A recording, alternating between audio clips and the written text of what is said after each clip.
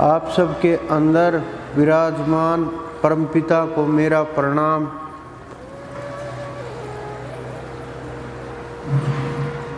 इस प्रकृति में, इस सृष्टि में जितना भी आप देख रहे, जो जिस ताकत से ये शरीर बने, जो परमाणु अणु इन शरीरों के कारण हैं, जिनके कारण इनकी रचनाएं हुई, वो जब परमात्मा की प्राप्ति होती है, कुछ लोग सोचते हैं क्या फर्क पड़ता है, क्या अनुभव होता है, कहाँ कहाँ आत्मा शरीर के अंदर रहती है, कहाँ आत्मा का वास होता है, शरीर का कौन सा हिस्सा जागृत होता है, कौन सा सोया रहता है। सुषुप्ति अवस्था में बहुत से सवाल साधकों के मन में उठते रहते हैं, तो वो खोजने के लिए इधर उधर घूमते हैं। जब उत्तर नहीं मिलते, अपने खुद के स्वयं के ही उत्तर बना लेते हैं।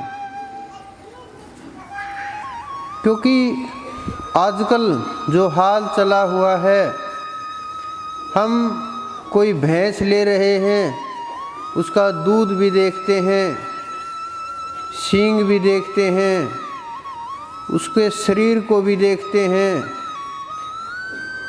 मुंह से लेकर के पूंछ तक, पैरों से लेकर के दूध तक सब कुछ चेक कर करके देखते हैं, 2-2, 3-3 बार। कोई गाड़ी लेते हैं, 1 साल तक रिसर्च करते रहते हैं, कौन सी आने वाली गाड़ी है, कौन सी अच्छी मार्केट है, किसकी मार्केट वैल्यू सेल करेंगे तब ज़्यादा मिलेगी, एवरेज कौन सी अच्छी देती है। रिश्ता करते हैं, शादी विवाह करते हैं, हर चीज़ की बारीकी से जांच करते हैं। इतनी बारीकी से इनके दादा कैसे थे, उनके दादा के पिता कैसे थे, खानदान कैसा था, शक्ल सूरत कैसी है, चरित्र कैसा है, पढ़ाई कैसी है, व्यवहार कैसा है, नेचर कैसा है, आवाज़ कैसी है, बात कैसे करते हैं, संस्कार हैं नहीं हैं, और भी बहुत चीज़ें। मुझे थोड़ा कम अनुभव है इनका, आपको ज़्यादा होगा, तो आप समझ सकते हैं मैं क्या कहना चाहता हूँ। जब कोई भी हम कार्य करते हैं, छोटे से लेकर के बड़ा तक, चाहे हम बाजार से सामान लेने गए या खरीदने गए, कोई भी इस संसार के अंदर सब लोग खरीद बेच सब करते हैं। कितना, चाहे आप कोई फ्रूट ही ले रहे हो कि 2 रुपये कम कर दो, 10 कम ज़्यादा कर दो, कितना बहस करते हो आप, कुछ पैसे के लिए, कुछ समय के लिए। आपको पता होता है कि ये भैंस 1 वर्ष ही रखनी है, 2 महीने रखनी है, बीच में दे देंगे। आपको पता है ये फ्रूट सिर्फ 4 दिन ही चलेगा, इससे ज़्यादा नहीं चलेगा। आपको पता है आप वस्त्र लेने के लिए गए हैं, ये बस 1 वर्ष ही चलेंगे, इससे ज़्यादा नहीं चलेंगे। फिर भी आप कितना बहस करते हो छोटी छोटी वस्तुओं के लिए, लेकिन गुरु आप बिना सोचे समझे मना लेते हो। ना कुछ जांच परख होती है, ना सोचना समझना होता है, ना कोई सवाल होता है, अपना कोई गुरु बनाने का उद्देश्य भी नहीं होता है कि पड़ोस के लोगों ने गुरु बनाया है, हमारे साथ आ रहे हैं, उन्होंने इनको गुरु बना रखा है, हम भी गुरु बना लेते हैं। इस प्रकार से एक दूसरे को देख के हम गुरु बना लेते हैं। ना गुरु को कुछ पता होता है, ना शिष्यों को कुछ पता होता है, क्योंकि उन्हें तो पता ही नहीं कि गुरु बनाया क्यों जाता है, किस लिए बनाया जाता है। कुछ लोग जो झाड़ा झपटा लगाते हैं उनको गुरु बना लेते हैं, कुछ लोग भूत वगैरह निकालते हैं उनको गुरु बना लेते हैं, कुछ लोग जिनके अंदर देवी देवताओं की शक्ति आती है उनको ये मान के कि इसमें तो हनुमान जी आ गए, अब तो ये मेरे गुरु हो गए, उनको गुरु बना लेते हैं। कुछ लोग शरीर को स्वस्थ करने वाले लोगों को गुरु बना लेते हैं, कुछ लोग काम सिखाने वालों को गुरु बना लेते हैं, कुछ लोग विद्वानों को गुरु बना लेते हैं, कुछ लोग शास्त्रों और पुस्तकों को जानने वालों को गुरु बना लेते हैं, कुछ लोग आयु देख करके, उनकी बुद्धि देख करके, उनका चरित्र देख करके प्रभावित हो करके गुरु बना लेते हैं। वो अंदर जो खेल होता है, जो ताकत होती है, भजन और शब्द और विधि, उसको ना समझ करके हम साधारण सी चीज़ों में फंस करके, जिन चीज़ों में हमें नहीं फंसना चाहिए उनमें हम फंस जाते हैं। जहाँ हमें तोल मोल करना चाहिए, जहाँ हमें शब्द की परख करनी चाहिए, वहाँ हम ये परख नहीं कर पाते और हम साधारण सी बातों में इतना बुरी तरह फंस जाते हैं, प्रभावित हो जाते हैं। आजकल तो क्या चल रहा है, आजकल तो गुरु भी ख्याति देख करके बनाए जाते हैं, किसका दूर तक नाम चल रहा, कुछ तो अलग होगा, वरना इतनी भीड़ नहीं होती, तो चलो गुरु बना लेते हैं। कुछ आजकल वस्त्र देख करके गुरु बना लेते हैं कि ये तो बड़ा अच्छा वस्त्र पहनता है और 5-10 सिक्योरिटी वाले साथ हैं इधर उधर और बड़ा प्रभाव है समाज में, गुरु बना लेते हैं। ये गुरु बनाना नहीं चाहिए। गुरु उसी को बनाना चाहिए जो साधना की पद्धति जानता हो, जिन्हें साधना करनी आती हो और साधना करना सिखा सकता हो, जो खुद उस परम तत्व तक पहुंच गया हो और जीव को वहां तक ले जाने का जिसके अंदर सामर्थ्य हो, उसी को गुरु बनाना चाहिए, उसी के सामने झुकना चाहिए। नहीं तो इस ब्रह्मांड के अंदर जितने भी लोग हैं, जहाँ जहाँ फंसे हुए हैं, जहाँ भीड़ मची हुई है, 99.99% तक लोगों को साधना का पता ही नहीं होता कि साधना किस बीमारी का नाम है, क्या तत्व है, कैसे की जाती है, कैसे कराई जाती है। मेरे सामने कुछ लोगों ने मुझे बताया कि साधना के शिविर जो लगाते हैं, जो ध्यान करवाते हैं, उनसे हम मिले। उन्होंने बताया कि वो बस ऐसे बैठा देते हैं और बोलते हैं, उनके बड़े बड़े नाम हैं, श्री श्री से लेकर के और बहुत, कि बैठा देते हैं और बोलते हैं, मस्तिष्क में, यहाँ त्रिनेत्र में, माथे के ऊपर सफ़ेद प्रकाश का अनुभव करो, आपको अनुभव होगा। इस प्रकार से बोलते रहते हैं और जिसको थोड़ा सा भी अगर एहसास हो जाए, हाँ सफ़ेद सफ़ेद लग रहा है, बोलते हैं यही परमात्मा है। क्या वो आप लोगों को उस ब्रह्म तक लेकर के जा सकते हैं? आसपास भी नहीं जाएंगे, क्योंकि ये साधना नहीं है। कुछ लोग ये सोचते हैं कि बस साधना, सामने तस्वीरें हैं, मूर्तियां हैं, गुरु हैं या भगवान हैं, उनका साधना करें और मुक्त हो जाएं। इतना आसान नहीं होगा ये, क्योंकि ये सब साधनाएं बाहर की साधनाएं हैं।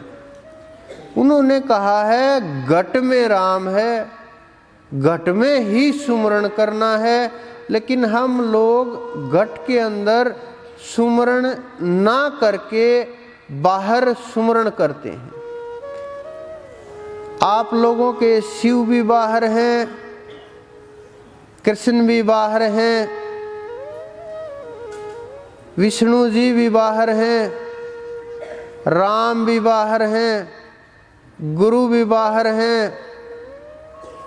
जितना भी आप ध्यान करते हो, मुख्यतः तो लोग ध्यान की तरफ जाते ही नहीं, बाहर ही इधर उधर घूमते रहते हैं, छोटी छोटी वस्तुओं में फंसे रहते हैं। लेकिन जब ध्यान की तरफ जाओगे तब आपको, चलो अच्छा है बिल्कुल ना ध्यान करने से, तो ये भी अच्छा है कि कम से कम हम कुछ कर तो रहे हैं, चाहे अंदर साधना कर रहे हैं, चाहे बाहर साधना कर रहे हैं।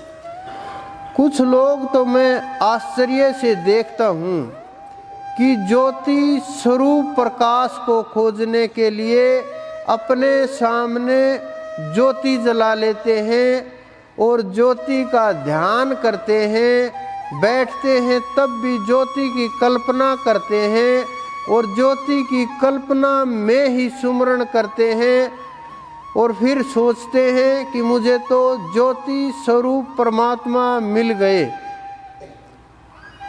बड़ी आश्चर्य की बात है। उस दिव्य ज्योति को खोजने के लिए हम ज्योति को जला करके उस ज्योति को खोजने का प्रयत्न कर रहे हैं। ये वो बात हुई, सूर्य को खोजने के लिए हम दीपक जला करके और सूर्य के पास जाने का प्रयास कर रहे हैं।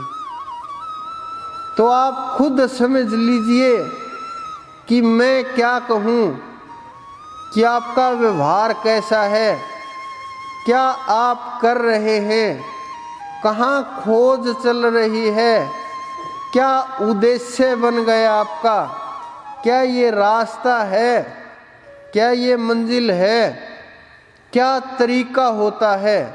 बहुत बार मैं समझाता हूँ, गुरु के ऊपर भी मत रुक जाना। अगर आप साधना करते करते, ध्यान करते करते गुरु के ऊपर भी रुक गए तो रोक लिए जाओगे, जीवन मुक्त नहीं होगे, चाह करके भी नहीं होगे, क्योंकि बीच में आकर के वही स्वरूप खड़ा हो जाएगा। आपको उसी से मोह हो जाएगा, उसी में फंस जाओगे, आगे नहीं जा पाओगे। बहुत लोग बोलते हैं कि गुरु के स्वरूप जाने के बाद आगे कहीं नहीं जाना होता। उनको उनकी कुछ ज़रूरतें ज़्यादा होंगी या कुछ मान सम्मान की ज़्यादा इच्छाएं होंगी या और कोई कारण हो सकते हैं, या अपने को भगवान वगैरह की जगह प्रस्तुत करने का और कोई कारण होगा। लेकिन सच सच होता है, उससे ना कोई भाग सकता है, ना उससे पीछा छूट सकता है। जहाँ भी जाओगे वो सामने आगे आ करके खड़ा हो जाएगा। ये साधना बड़ी मजबूत चीज होती है। कुछ लोग आपने देखे होंगे कि बैठ जाते हैं, हाथ पैर मारने लगते हैं कुछ लोग सोचते हैं इनकी कुंडलिनी जागृत हो रही होगी, और कुंडलिनी जब जागृत होती है तो ऐसे ही हाथ पैर मारते हैं लोग, जब साधना करते हैं ऐसे ही शरीर छटपटाता है। कुछ लोग सोचते हैं इनको तो कुछ हवा वगैरह आई हुई है, कोई देवी देवता आए हुए होंगे, फर्क महसूस नहीं कर पाते। जिसको दिखता है वो तो देख के पता कर लेता है कि ये साधना है, जागरण है, देवी देवता है या प्रेत पितर क्या है। लेकिन साधारण लोग जिनके पास नजरें नहीं हैं वो भी पता कर सकते हैं इन चीज़ों का, लेकिन कोई बताना नहीं चाहता कि कोई बता दिया तो कुछ खुल ना जाए राज वगैरह, और क्या होगा पता चल जाएगा तो। लेकिन ये चीज़ें सबको, मेरी नज़र में सबको पता होनी चाहिए। पैर मारता है ये समझ लेना कि इसमें देव शक्ति है या ये साधना के कारण है, इनमें बहुत बड़ा अंतर होता है। एक तो ये समझो कि जब कोई साधना करता है तो उसको लंबा समय लगता है इस स्थिति तक जाने के लिए। आसन सिद्ध होगा, ध्यान लगेगा, कुंडलिनी शक्ति उठेगी, चढ़ाई शुरू होगी, बहुत लंबा समय लग जाता है। आप ये समझो 8 महीने जब हम बोल करके मुख से भजन करें, मुख से 8 महीने कम से कम भजन करना, चलता रहे भजन, आँख खुले तब भी चलता रहे, बैठे तब भी चलता रहे, काम करे तब भी चलता रहे, लगातार सोए तो भी ध्यान करते हुए सोए, बोलते बोलते, जब उठेंगे वही जाप होता हुआ मिलेगा। फिर ये जाप मन में चला जाता है, कंठ में चला जाता है, सांसों में चला जाता है। फिर वो आवाज बाहर की बंद हो जाती है, अंदर में जाप शुरू हो जाता है। वो जाप चलता है 16 महीने। वो 16 महीने इसी प्रकार से जाप होगा। फिर वो जाप 16 महीने बाद किसी ने अच्छी तरह से उसके ऊपर काम किया है, मेहनत की है, लगन भाव विश्वास से वो हृदय में चला जाता है। फिर हृदय का जाप चलता रहता है, एक पल के लिए भी भूल नहीं लगती। फिर 32 महीने का समय उसमें लगता है। 32 महीने उस जाप को चलते चलते जब हो जाएंगे, आपको घटनाएं भी दिखाई देंगी, आगे आने वाला समय भी दिखाई दे सकता है।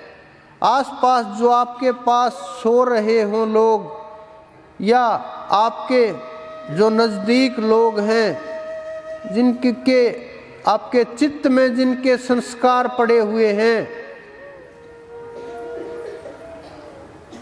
उनके आने वाले जीवन की घटनाएं भी स्वप्न में, ध्यान में एहसास होने लगेगा, पता लगने लगेगा। फिर वही जाप 32 महीने पूरे होने के बाद नाभि में चला जाता है। जब नाभि में ये जाप चला जाता है तो वहाँ क्रियाएं शुरू हो जाती हैं। बिना किए प्राणायाम होता है, भिन्न भिन्न प्रकार की क्रियाएं वो 64 महीने तक चलती रहती हैं। उसके बाद ब्रह्म की तरफ कदम बढ़ता है। ये साधना जब आप करोगे, ये सीढ़ी दर सीढ़ी आपको पता चलती रहेगी, रास्ता दिखता रहेगा, आगे बढ़ते रहोगे। तो जो लोग साधना करते हैं लंबे समय तक, उनको जब आसन सिद्ध होता है तब ये क्रियाएं शुरू होती हैं। किसी भी प्रकार की कुंडलिनी जागरण की क्रियाएं, हाथ पैर हिलने लगे और जो भी क्रियाएं किसी भी प्रकार की, तब शुरू होती हैं। मैं थोड़ा बारीकी से समझा रहा हूं आपको, लेकिन जो देवी देवताओं की, पितरों की, प्रेत की जो चीजें होती हैं, उन्हें साधना की आवश्यकता नहीं होती। वो कहीं भी उछल कूद मचाने लगती हैं और कभी भी उछल कूद मचाने लगती हैं और कभी भी शुरू हो जाती हैं। कुछ लोग मंत्रों के प्रभाव से भी कर देते हैं इन चीजों को, कुछ लोग तंत्रों के प्रभाव से भी आत्माओं को खींच करके शरीरों में डाल देते हैं, उससे भी ये कार्य हो जाता है। फिर हाथ पैर वो भी मार रहा है, वो भी मार रहा है, अंतर क्या हुआ? आप ये समझो, जो कुंडलिनी जागरण का खेल होगा वो ध्यान में बैठकर ही होगा। ये नहीं कि आप कहीं भी जा रहे हैं, गाड़ी में हाथ पैर मारने लगे और आप समझो कि कुंडलिनी जागरण चल रहा है। नहीं, वो कोई दूसरी आत्मा हो सकती है शरीर में सवार, लेकिन वो कुंडलिनी जागरण नहीं है। वो बैठने के बाद ही शुरू होगा। जब आप साधना करोगे, बैठ करके उसी स्थिति में जब आप चले जाओगे अपने आसन के ऊपर, तब ये चीजें शुरू होंगी। अगला जो फिर क्या सिस्टम होगा, वो जो हाथ पैर लगेंगे उसमें आसन नहीं लेगा, कमर सीधी रहेगी। हाथ पैर लगेंगे तो हाथ पैर हिलेंगे, शरीर नहीं लेगा। गर्दन हिलेगी, शरीर नहीं हिलेगा। पैर हिलेंगे, शरीर नहीं हिलेगा। बाकी कि जिस हिस्से में जो क्रियाएं प्रतिक्रियाएं चल रही हैं, बस वही हिस्सा हिलेगा, दूसरा हिस्सा नहीं हिलेगा। लेकिन उनका तो आपने देखा ही है, उछल कूद करेंगे, ना जमीन पे पैर लगने देंगे, ना जमीन पे सिर लगने देंगे। पूरा का पूरा शरीर कभी इधर गिरेगा, कभी उधर गिरेगा। फिर क्या होता है, अगर ध्यान में कोई गया हुआ है, उनकी आंखें बंद रहेंगी, क्रियाएं शुरू रहेंगी, आंखें बंद रहेंगी, लेकिन उनकी आंखें खुली रहेंगी। अगर दोनों की बंद हुई और एक साथ आंख खुल गई, तो फिर कैसे पहचानोगे? फिर ये समझना, जो ध्यान के अंदर गया हुआ जीव है, उसकी जो आंखें खुलेंगी वो शांत होंगी, बिल्कुल करुणामयी, प्रेम से भरी हुई, एकटक दृष्टि, स्थिर नजर।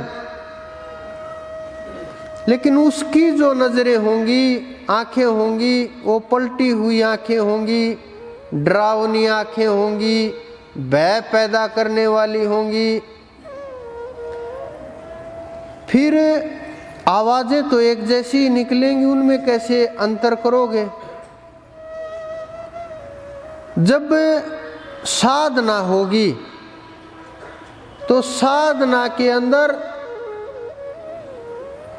सांस धीमी हो जाएगी, सांस में ये अंतर मिलेगा आपको।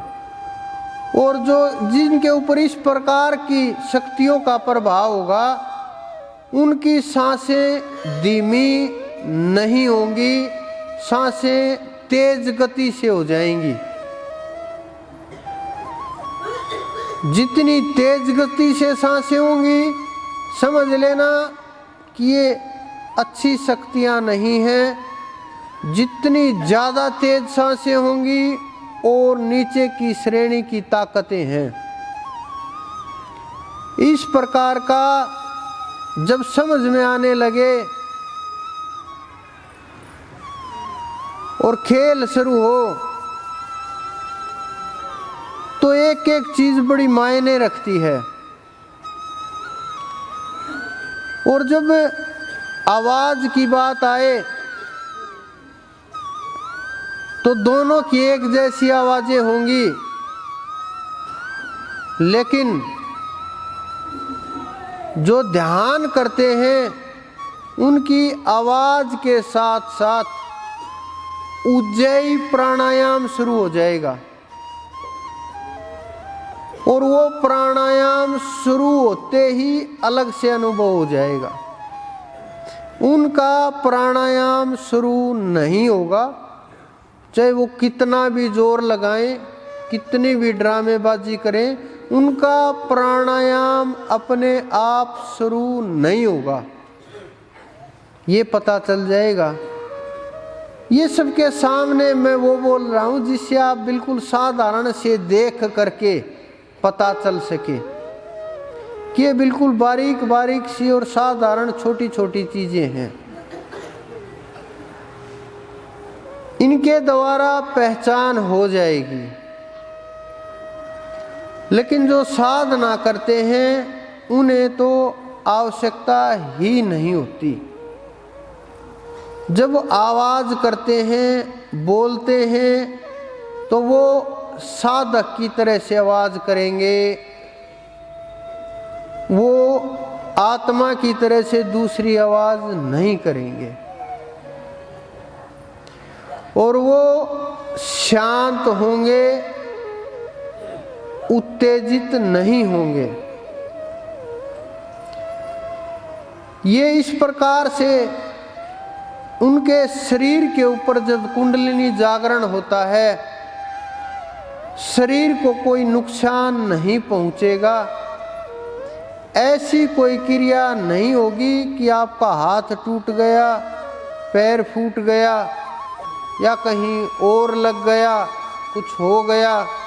ऐसी क्रियाएं नहीं होंगी। लेकिन उसमें कैसी भी किसी भी प्रकार की उठापटक हो सकती है। तो ये छोटी छोटी चीजें जो आपको सीखना और समझना बहुत जरूरी होता है।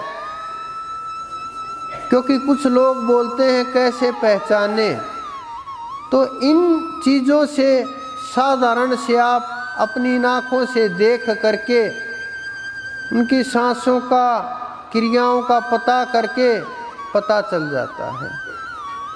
और जीव जो आप देखते हो कि जीवा को कुछ लोग बाहर निकाल लेते हैं, कुंडलिनी शक्ति वाले साधक भी निकाल लेते हैं।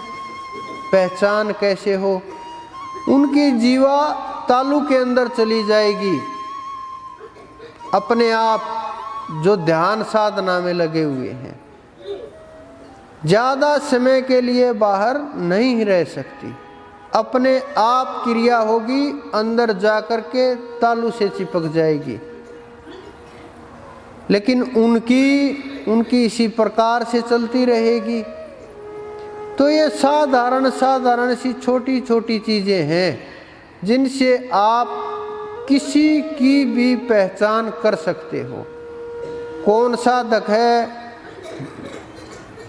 कौन जीव परमात्मा के रास्ते के ऊपर है, कौन जीव वहीं फंसा हुआ है, साधारण से पता चल जाता है। लेकिन फिर भी हम साधना की तरफ ना बढ़ करके इन छोटी छोटी वस्तुओं को बड़ा मान लेते हैं और जो बड़ी वस्तुएं हैं उनको छोटा मान लेते हैं, और फिर साधना से दूर हो करके, ध्यान से दूर हो करके, परमात्मा से दूर हो करके हम फंसे रहते हैं और इतना बुरी तरह से फंस जाते हैं, न निकलने की मंजिल पता है, न रास्ता होता है, न समझ होती है। और गुरु तो आप पता ही आपको किस प्रकार से मनमाने गुरु बना करके और बुरी तरह फंसे रहते हैं। उससे ना आपका कल्याण होगा, ना आपकी आत्मा जागृत होगी, ना आपको कुछ मिलेगा, ना भाव मजबूत होगा। और जो ये परमाणुओं से, अणुओं से बना हुआ शरीर है, ये भी आपके कुछ काम नहीं आएगा। और ऐसे ही हम इसको गंवा देंगे, खो देंगे और ये समाप्त हो जाएगा। न आपको होश आएगा, न इसका कुछ समाधान होगा। आत्मा वहीं की वहीं छटपटाती और इधर उधर भटकती हुई योनियों के अंदर घूमती रहेगी, और उसका इसी प्रकार से सारा सब कुछ चलता रहेगा। और ना कल्याण जीव का, और भ्रम में फंस करके फिर अनेकों अनेक योनियों के अंदर अनेकों अनेक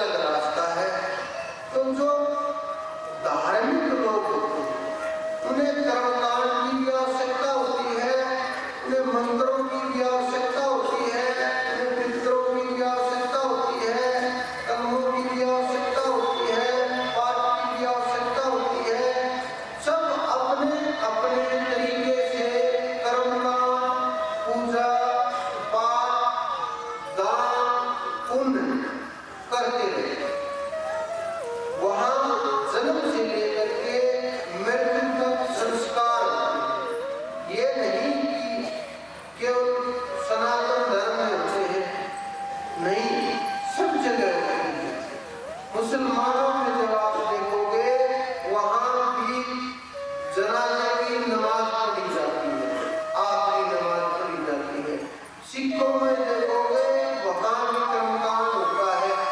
तो शुरू से लेकर के अंतिम समय तक जीवों को मंत्रों की शक्ति के द्वारा, मंत्रों की ताकत के द्वारा जागृत करने का, ताकत प्रदान करने का प्रयास किया जाता है कि उन मंत्रों की ताकत से इन जीवों के जीवन के ऊपर प्रभाव किया जाए, जीवन को सुखमय बनाया जाए, जीवन में जो उनकी जरूरी आवश्यकताएं हैं उनको मंत्रों की शक्तियों के द्वारा, तंत्रों की किसी भी प्रकार की ताकत के द्वारा उनके शरीरों में भर करके वो ऊर्जा उसको पैदा करके और उनके जीवन की जो छोटी छोटी सुख सुविधाएं हैं, आशाएं हैं, उनको पूरा किया जाए।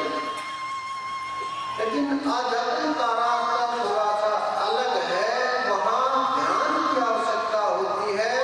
वहां शरीर के अंदर जब ध्यान लगता है, जीव अंदर में उतरता है, आत्मा तक पहुंचता है, इस आत्मा को प्रकाश में परिवर्तन करता है। जब ये आत्मा प्रकाश स्वरूप हो जाती है, ये शरीर के अंदर रहते हुए फिर धीरे धीरे इतनी मजबूत हो जाती है कि ये 10वां द्वार, 11वां द्वार, 12वां द्वार जब ये तोड़ करके ऊपर उठती है। जिस प्रकार से आपको ध्यान करना है वो ध्यान इतना मजबूत चाहिए, जिस प्रकार छिपकली उल्टी छत के ऊपर उल्टी लटकी रहती है कि उल्टी लटकी हुई है, फिर भी नीचे गिरने का ना कोई भय है ना कोई डर है। तो अपनी जो चेतना है अपने 12वें द्वार के ऊपर, ब्रह्मरंध्र के ऊपर इस प्रकार से चिपका दे कि वो नीचे ना आए, ऊपर ही जाए। तो जब आप इस प्रकार से ध्यान करोगे तो ये आत्मा वहां से रास्ता बना लेगी और वहां से निकलना बड़ा आसान हो जाएगा। जब आप हर रोज ध्यान करोगे और ये मन समाप्त हो जाएगा, चित्त शांत हो जाएगा। चित्त शांत किस प्रकार से होगा? उन लोगों को तो पता ही नहीं चित्त होता क्या है, कैसे शांत होगा। देखो, चित्त के अंदर जब बच्चा पैदा होता है, उसकी सांस नहीं चल रही, उसके चित्त के अंदर प्राण शांत होते हैं। वासनाएं भी चित्त के अंदर शांत होती हैं, सब प्रकार की वासनाएं। ये दोनों चीजें चित्त के अंदर शांत हुई। बच्चा बाहर आया, प्राण ने जोर पकड़ा, चित्त में हलचल हुई, प्राण शुरू हो गया। प्राण शुरू हुआ, वासनाएं साथ साथ में शुरू हो गई, भूख लगने लगी, नींद आने लगी, मन चलने लगा, बुद्धि काम करने लगी। ये थोड़ा गहरा विषय है, लेकिन कोशिश करोगे तो मैं बड़ा साधारण तरीके से समझा रहा हूँ। हर कोई इन चीजों को पकड़ पाएगा और जितना ये आध्यात्मिक गुरु, कथावाचक जितना भी आपको समझा रहे हैं, उससे ज्यादा तो आप कम से कम सीख ही जाओगे। और जब आप कम से ज्यादा सीख गए तो आपको कम से कम बहला फसला करके फंसा तो नहीं सकेंगे। तो ये दोनों चीजें साथ रहती हैं। जब एक चीज को शांत कर दो आप, या तो प्राण को शांत कर दो या वासनाओं को शांत कर दो, ये दो चीजें साथ साथ चलती हैं। मानव जीवन जब पैदा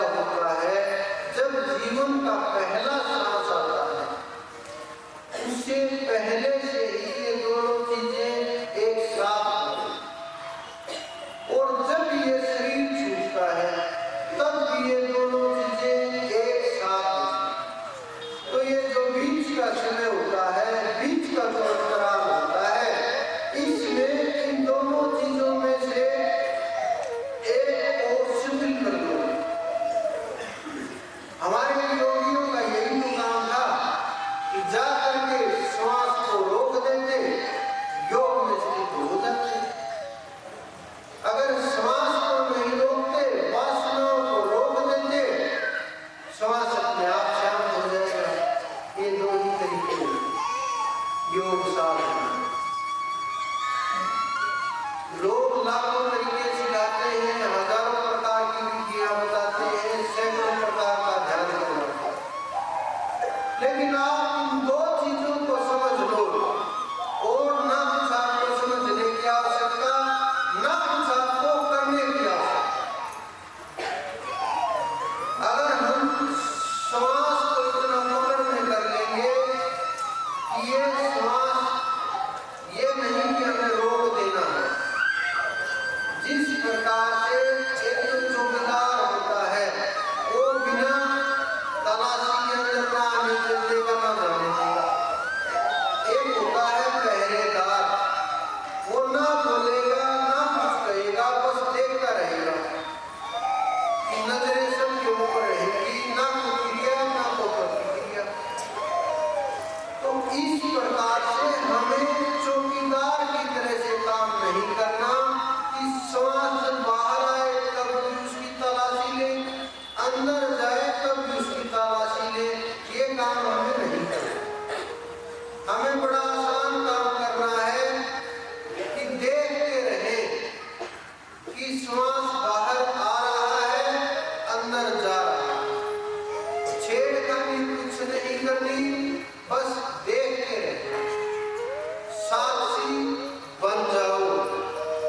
और जब आप साक्षी बन जाओगे तो ये श्वास धीरे धीरे अपने आप, श्लोक बोलते हैं ना, ध्यान नहीं लगता, वो लगाते नहीं जी। जब ध्यान लगाएंगे, इस ब्रह्मांड के अंदर कोई ऐसी ताकत पूजा नहीं जो आपका ध्यान ना लगने दे। कुछ लोगों को मैं समझाता हूँ, ध्यान लगाओ, वो बोलते हैं आप ही बैठाओगे, आप ही ध्यान लगाओगे, आप ही सब कुछ करोगे, मैंने तो अपने आप को आपके समर्पण कर दिया। लेकिन वो लोग आलसी हैं, कर्म की जिम्मेवारी से भाग रहे हैं, ध्यान से भाग रहे हैं, परमात्मा के नाम से भाग रहे हैं, और वो गुरु की भी सुनते नहीं है कि मैं बोलता हूँ 2 घंटे ध्यान लगाओ, वो लोग बोलते हैं आप ही लगाओगे। मैं बोलता हूँ आप बैठो, तो इसका कोई न कोई मनमाफी जवाब होता है, लेकिन साधना नहीं होती। कुछ भी बिना साधना के आपको नहीं मिलेगा। कुछ दिन पहले मेरे पास एक लड़का आया, उन्होंने बताया मुझे कि जी मैंने साधना, किसी से मंत्रों की शक्तियां, मंत्र की शक्ति उन्होंने करोड़ों जब किए थे, मैंने उनको खरीद लिया। मैंने देखा कि उठा करके ये ऐसा व्यक्ति कहाँ से आ गया जो भजन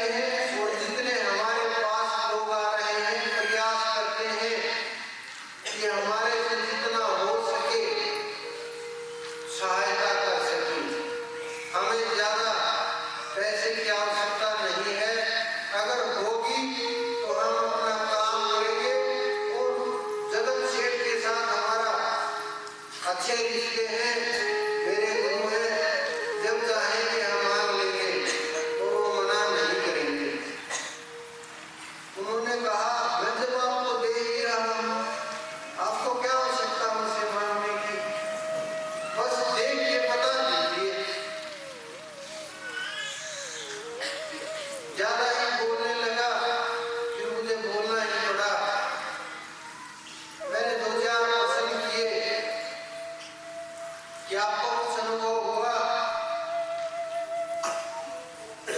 उन्होंने कहा एक अनुभव तो हुआ मुझे 4 दिन पहले। मैंने पूछा क्या अनुभव हुआ? कि मेरे दादाजी दिखाई दिए। मैंने कहा ध्यान में? उन्होंने कहा नहीं, शौकन में। मैं क्या कर रहे थे? उन्होंने कहा कि कर तो कुछ नहीं रहे थे, बस नंगे इधर-उधर घूम रहे थे।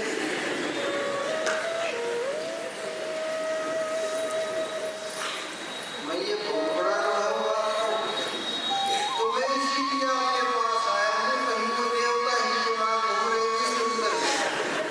मुझे पता ना चल रहा, मुझे कहीं काम करवाने थे मुझसे। तो मैंने उनको समझाया भाई साधना पैसे से नहीं मिलती और साधना बेची नहीं जाती और साधना इस प्रकार से नहीं प्राप्त होती। और मंत्र शक्ति जो मंत्रों को बेच रहे हैं, आपके जैसे हर रोज 2-4 लोगों को मूर्ख बनाती है। वही मंत्र 10-20 लोगों को बेच देते हैं, ना उनके पास साधना होती है। उन्होंने कहा कि संकल्प किया था उन्होंने जल हाथ में ले करके, तो गंगा जल मंगाया था मेरे से ही हरिद्वार से। कैसे कैसे गुरु बन गए हैं और कैसे कैसे शिष्य मूर्ख बन रहे हैं। तो इसलिए मुझे ये बातें थोड़ी खोलनी पड़ी कि कहीं हमारे लोग कुछ ना खरीद लाए उधर से, फिर आकर के हमें भी ताकत आ गई है। तो इसलिए मुझे थोड़ा समझो। और ये भजन के द्वारा आपको प्राप्त हो गई, कहीं हमारे लोग इसी तरह हो गए। तो ये जो खेल है, ये आप लोगों के साथ, जीवों के साथ, संसार के साथ बड़ी मासूमियत से खेला जाता है और जीव इसमें फंस ही जाता है। कहीं न कहीं किसी न किसी लोक लालच में, किसी न किसी प्रकार से, कोई न कोई इच्छा से। लेकिन आप ये समझो, न तो देने वाले के अंदर अक्षमता है, ना कोई ले सकता। समर्थ गुरु जो होते हैं वो भजन का रास्ता दिखाते हैं, बेवकूफ नहीं बनाते आप लोगों को। वो सच के साथ खड़े होते हैं, सच का रास्ता दिखाते हैं, अनुभव का वर्णन करते हैं, अनुभव करना सिखाते हैं, आपको मार्ग दिखाते हैं, पाखंड से बचाने की कोशिश करते हैं, आपको संभाल करके चलते हैं, हाथ पकड़ करके नौका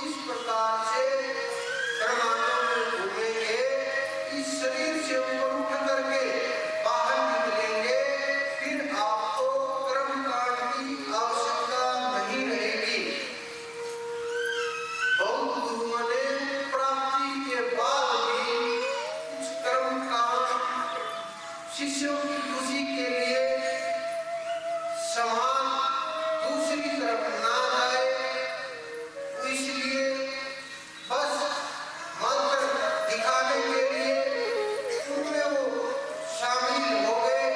लेकिन उन्हें पता है कि मैं अलग हूँ, ये कर्मकांड अलग है, शरीर अलग है। इस शरीर के ऊपर कर्मकांड का कोई प्रभाव नहीं होगा और मेरा अक्षेत्र धर्म का भी आ जाता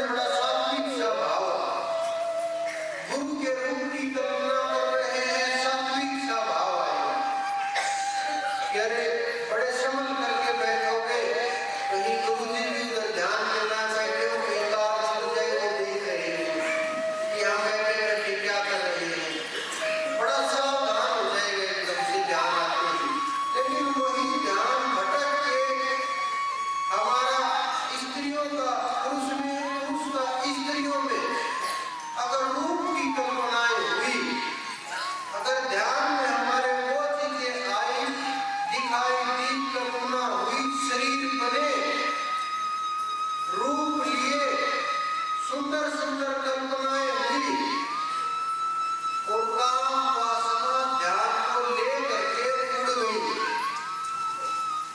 और हम सोचते हैं हमारा ध्यान लग रहा है। ध्यान तो लगा, शरीर में कोई भेद नहीं, वही गुरु का रूप है, पांच तत्वों का पुतला है, वही दूसरे रूप है, लेकिन हम